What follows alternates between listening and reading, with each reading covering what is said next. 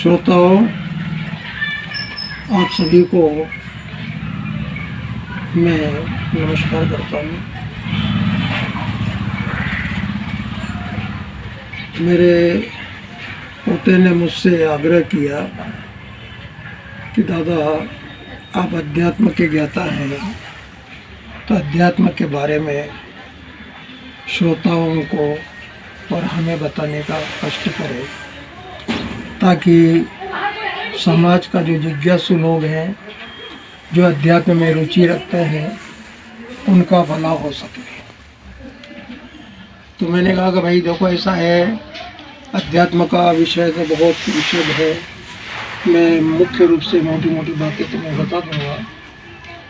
ध्यान से सुनना, समझना और हो सके तो उसका पालन करना।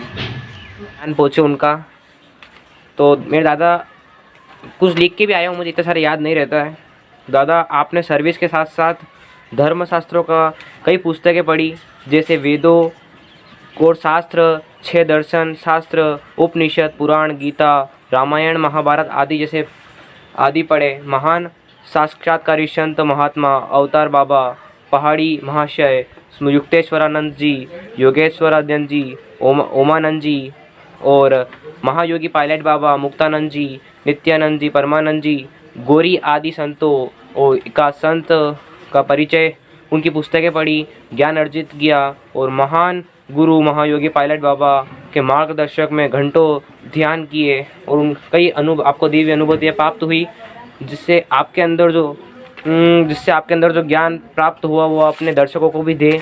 इस वीडियो को पूरा देखिएगा, वीडियो को लाइक शेयर सब्सक्राइब कर देना। तो अब मैं आपको पूरा जो अध्यात्म धर्म क्या होता है वो पूरा बताऊंगा। तो मेरा एक प्रश्न है आपसे कि मैं कौन हूँ, मैं किसे मैं कहते हैं। तो दर्शकों, इस बालक ने बहुत ही अच्छा प्रश्न किया है। कहीं श्रोता और कथा सुनने वाले, बहुत कुछ लोग कथा भी सुनते हैं लेकिन कंफ्यूज रहते हैं कि मैं कौन हूँ, मैं किसे कहते हैं। मैं के बारे में उन्हें बहुत कंफ्यूजन है, उसका विश्लेषण ठीक से कर नहीं पाते हैं कि मैं कौन हूँ। अब मैं अध्यात्म की दृष्टि से आपको बताता हूँ कि मैं न तो शरीर हूँ, न मैं मन हूँ, न मैं इंद्रिय हूँ, न मैं अहंकार हूँ, न मैं चित्त हूँ, न मैं विशुद्ध चेतन तत्व जीवात्मा हूँ, जीवात्मा का अंश हूँ। इसे मैं कहते हैं। मैं शरीर को नहीं कहते हैं, शरीर मैं नहीं है। मैं तो जीवात्मा है, मैं आत्मा है। ये भ्रम आपका भी अगर कहीं हो तो आप इसे क्लियर कर लीजिएगा कि मैं शरीर को नहीं कहते, मैं मन को नहीं कहते, मैं इंद्रियों को नहीं कहते, मैं चित्त को नहीं कहते, मैं विशुद्ध आत्मा को मैं कहते हैं, जीवात्मा को मैं कहते हैं। अब मैं अध्यात्म के बारे में वैसे तो बहुत कुछ है, लेकिन शुरुआत में शरीर से ही करता हूँ। शरीर देखा जाए तो हाड़ मांस का पुतला है। हम सभी कहते हैं कि हाड़ मांस का पुतला है, गंदा शरीर है, अपन इसको पवित्र मानते हैं, लेकिन आत्मा के संयोग से ये पवित्र हो गया है, महान पवित्र है। लेकिन संसार के जितने बड़े बड़े कार्य हैं, जितने भी बड़े बड़े कार्य हैं, धार्मिक हो या धार्मिक हो, वो सभी शरीर के द्वारा किए जाते हैं। शरीर का बड़ा महत्व है कि हम जो कुछ भी प्राप्त करते हैं वो शरीर के द्वारा ही प्राप्त करते हैं, शरीर के माध्यम से ही प्राप्त करते हैं। अगर ईश्वर को प्राप्त करना है, परमात्मा को प्राप्त करना है, साक्षात्कार करना है, तो हम इस शरीर के माध्यम से ही कर पाएंगे, नहीं तो हम कुछ नहीं कर सकते। अकेला जीवात्मा कुछ नहीं कर सकता है, शरीर के बिना ये जीवात्मा कुछ भी नहीं कर सकता है। तो शरीर का बड़ा महत्व है। शरीर इस जीवात्मा का मंदिर है, ये शरीर इस जीवात्मा के रहने का स्थान है। हाँ, तो मैं आपको इस शरीर के बारे में अध्यात्म की दृष्टि से संक्षिप्त में बताना चाहूँगा। आप लोग ध्यानपूर्वक सुनना और इसका लाभ उठाना।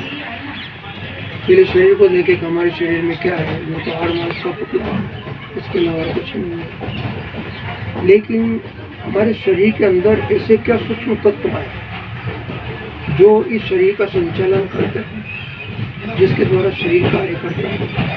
शरीर अपने आप कोई कार्य नहीं करता, इसको संचालन करता कोई और ही है, उसके द्वारा ये कार्य होता है। तो पहले हम जान लेते हैं कि शरीर ये क्या क्या है। तो शरीर में सबसे पहले हम देखते हैं कि हमारे शरीर में 5 ज्ञानेंद्रियाँ हैं, 5 कर्मेंद्रियाँ हैं। अगर आप जानते हो तो ठीक है, नहीं तो फिर मैं, अगर आप नहीं जानते हो तो कमेंट में बताना, तो मैं 5 ज्ञानेंद्रियाँ 5 कर्मेंद्रियाँ आपको बताता हूँ। अब इसके बाद में आपको अपन दूसरे पहलू के ऊपर आते हैं कि इंद्रियों के बाद में हमारे शरीर में क्या है। कि इंद्रियों के बाद में, इंद्रियों से परे मन है, मन से परे बुद्धि है, बुद्धि से परे चित्त है, चित्त से परे अहंकार है, अहंकार से परे हमारा जीवात्मा है। जीवात्मा इन सभी तत्वों को देखता है, लेकिन ये तत्व इंद्रियां, ज्ञानेंद्रियां अथवा कर्मेंद्रियां, मन, बुद्धि, चित्त, अहंकार, ये आत्मा को नहीं देखते हैं। आत्मा, हमारा जीवात्मा इन सभी को बड़ी सूक्ष्मता से इनके क्रियाकलापों को देखता है, लेकिन ये उन्हें देख नहीं पाते हैं। तो ये तो हुआ जीवात्मा का। जीवात्मा शरीर के अंदर कौन कौन से सूक्ष्म तत्व, ये मैंने आपको बताया। अब इसके बाद में आपको और मैं आगे बताता हूँ कि हमारे शरीर में क्या है। शरीर में आगे अगर हम बढ़ते हैं तो अध्यात्म की दृष्टि से देखा जाए तो 5 स्थूल प्राण, 5 सूक्ष्म प्राण माने गए हैं।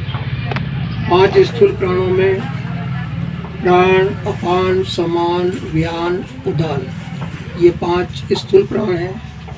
और 5 सूक्ष्म प्राण नाग, कूर्म, कृकल, धनंजय, देवदत्त, ये 5 सूक्ष्म प्राण माने गए हैं, जो इनके क्रियाकलाप भी भिन्न भिन्न हैं। स्थूल प्राण, जो प्राण है वो नासिका से लेकर के हमारे हृदय तक चलता है।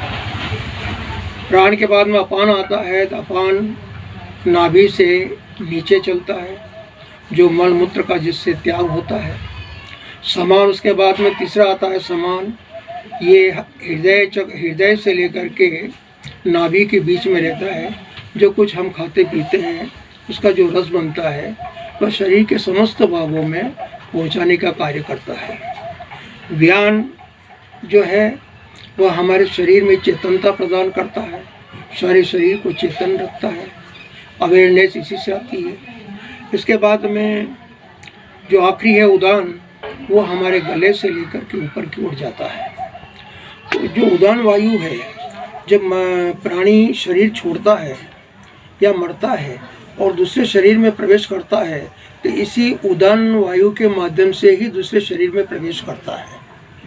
उदान वायु का बहुत महत्व है।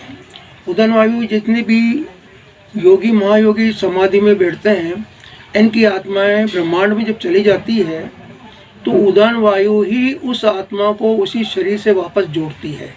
जैसे कि पतंग की डोर होती है और उड़ाने वाले जब पतंग उड़ाने के बाद में पतंग उड़ाने वाला अपनी पतंग वापस जो लेता है तो उस डोर के माध्यम से उसी के पास वो पतंग आती है। इसी तरह से जो जीवात्मा है, जो आत्मा है, जो ब्रह्मांड विचरण कर रही थी, उसे किस शरीर में प्रवेश करना है वो उदान वायु ही कराती है। तो इस प्रकार से हम देखते हैं कि इस उदान वायु का भी बड़ा महत्व है। अब आपको मैं आगे और बताना चाहूँगा कि शरीर को योगी और महायोगियों ने 5 कोष में बांट रखा है। 5 कोष में बांटा है। अन्नमय कोष, प्राणमय कोष, मनोमय कोष, विज्ञानमय कोष और आनंदमय कोष। वैसे तो इसका बहुत विस्तार से वर्णन है, इतना मैं वर्णन यहाँ नहीं करूँगा। बहुत ही अति संक्षिप्त में आपको बता रहा हूँ। अन्नमय कोश जो हमारे शरीर विज्ञान है, जो हमारे शरीर का जो वर्णन है वो अन्नमय कोश में इसका वर्णन है। उसके बाद में आता है प्राणमय कोश, जो मैंने अभी बताया आपको कि 5 स्थूल प्राण, 5 सूक्ष्म प्राण, इनका वर्णन आता है। उसके बाद में मनोमय कोश आता है। इसमें ज्ञानेंद्रिया, कर्मेंद्रिया, मन और बुद्धि की उत्पत्ति और उनके गुण धर्म क्या हैं, वो क्या कार्य करते हैं, इसके बारे में वर्णन है। फिर विज्ञानमय कोश आता है। तो विज्ञानमय कोश में बुद्धि की उत्पत्ति, बुद्धि के कार्य, बुद्धि के बारे में इसका वर्णन है। और इसके साथ ही 5 स्थूल भूत, 5 सूक्ष्म भूत, इनकी उत्पत्ति और इनके कार्यों का वर्णन है। और अंत में आता है आनंदमय कोश। आनंदमय कोश में ये बताया है योगियों, महायोगियों ने, या योग की पुस्तक अपने योग दर्शन में, कि आनंदमय कोश वह कोश है जो हमारे हृदय में स्थित है। हृदय गुहा में जो हमारे हृदय में जाती है। और हृदय गुहा में चित्त है। चित्त की आकृति बादाम जैसी है। उस हृदय गुहा में हमारा जीवात्मा निवास करता है। और चित्त के चारों ओर क्रमशः मानस मंडल, बुद्धि मंडल, प्राण मंडल, अहंकार मंडल और उसके बाद चित्त मंडल आता है। और उसके बीचों बीच में जीवात्मा रहता है। और हमारा सूक्ष्म शरीर हमारे आज्ञा चक्र में रहता है। सूक्ष्म तरंगों के माध्यम से हमारा ये जो सूक्ष्म शरीर है वो चेतन रहता है। और इसके कारण से हमारी ज्ञानेंद्रिया, कर्मेंद्रिया और शरीर में सारी चेतना बनी रहती है। और इसके बाद में और ये तो योगियों का विषय है, लेकिन जानकारी के लिए फिर भी आपको बता देता हूँ। 7 चक्र माने गए हैं हमारे योगियों ने।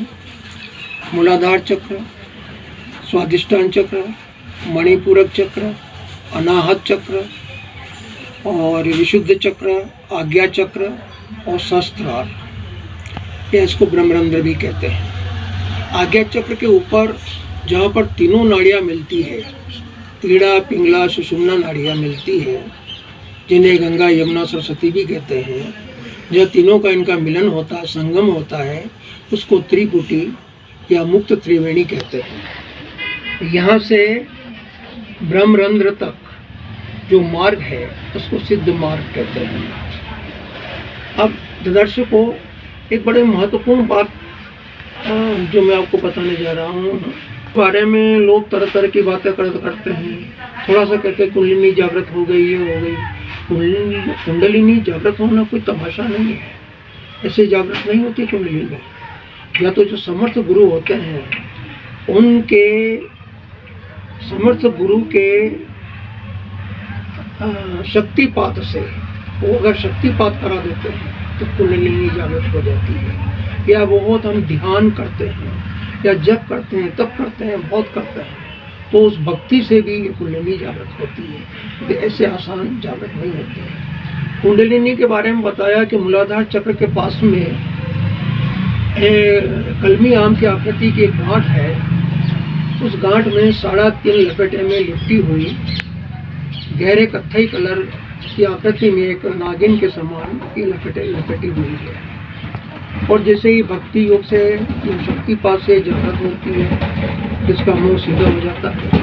और गुरु कृपा से, इष्ट की कृपा से, परमात्मा की कृपा से जब ये जागृत होती है, ऊपर की ओर जब ये चलती है, तो दिव्य अनुभूतियाँ होने लगती है। 7 चक्रों को भेदती हुई ये सहस्त्रार में जाती है।